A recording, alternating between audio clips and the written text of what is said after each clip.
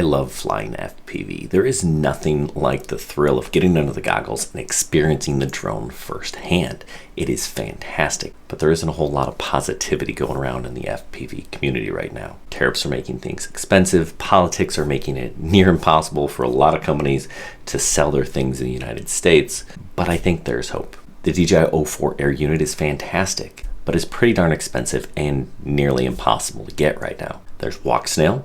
It's a kind of a step down in quality, I would say, from DJI, but also pretty expensive. And there's also HDZero as an option, but a lot of people are really kind of looking for more of that crystal clear look, and again, not super inexpensive. But there is a fourth option, and I think right now we have an opportunity to kind of dive into that. I'm talking about OpenIPC. OpenIPC is the least expensive option in terms of digital FPV, and it's come a long way. But I don't want you to think that it's perfect, because it isn't. It reminds me actually a lot of just getting into FPV and the headache and the frustration that I kind of went through trying to get things just right.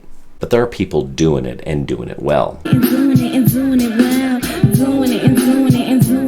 I watched this video of Mario FPV get 5 kilometers. That's over 3 miles on his, and the picture looks pretty awesome. And now there are companies like EMAX that are putting together products to make it a little bit more accessible. Now, I wouldn't say that it's the same accessibility as some other like all-in-one kits.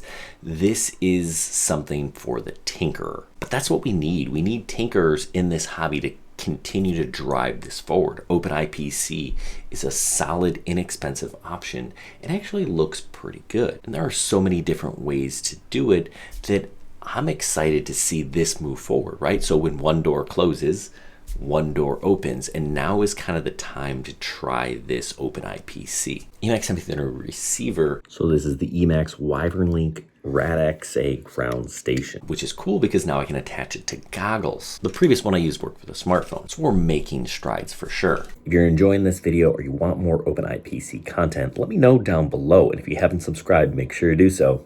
Also hit that thumbs up button. Thanks. I actually took the VTX and swapped out a DJI 04 Air unit on my Cinehawk to test it that way. And this is an 800 milliwatt VTX. And I'll tell you, this is not a review. I'm not reviewing this product. I just want you to know that it exists, and we need people in this hobby that want things to move forward to give this a shot. I'm excited for the day that EMAX releases a drone with a camera on it already, an all-in-one. Now, I know some people are like, Jack, we're looking for tinkers to build stuff. Yes, we need them. We need them to kind of able to push the Wyvern Link and OpenIC project forward.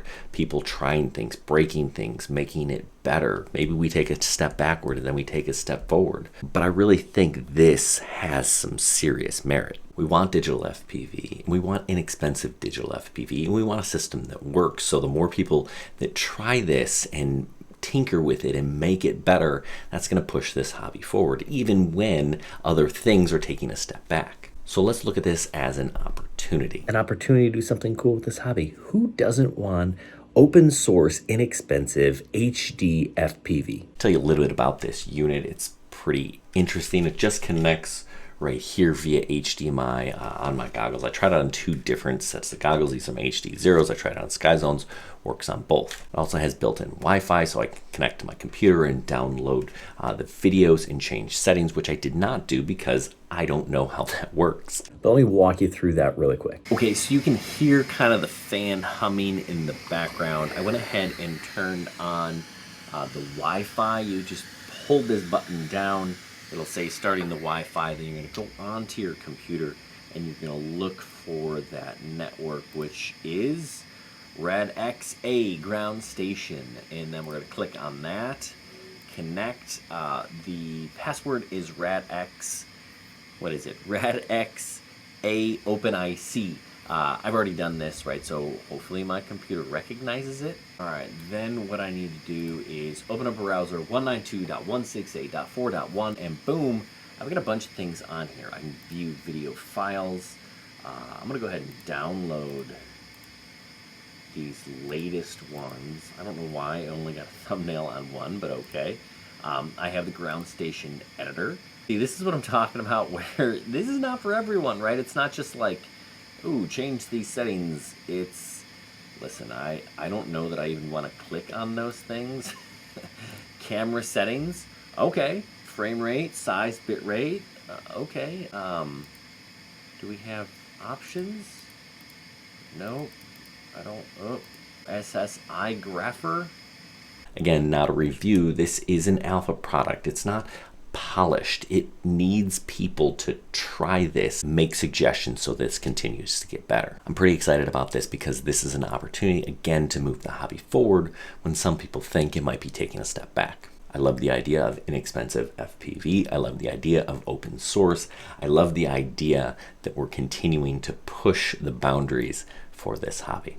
But I think it also has to get to the point where it's actually kind of easy to do. This hobby has such a learning curve to get into, and right now OpenIPC still kind of has that. It's getting better, but we need it better yet still. Is this the best FPV digital option?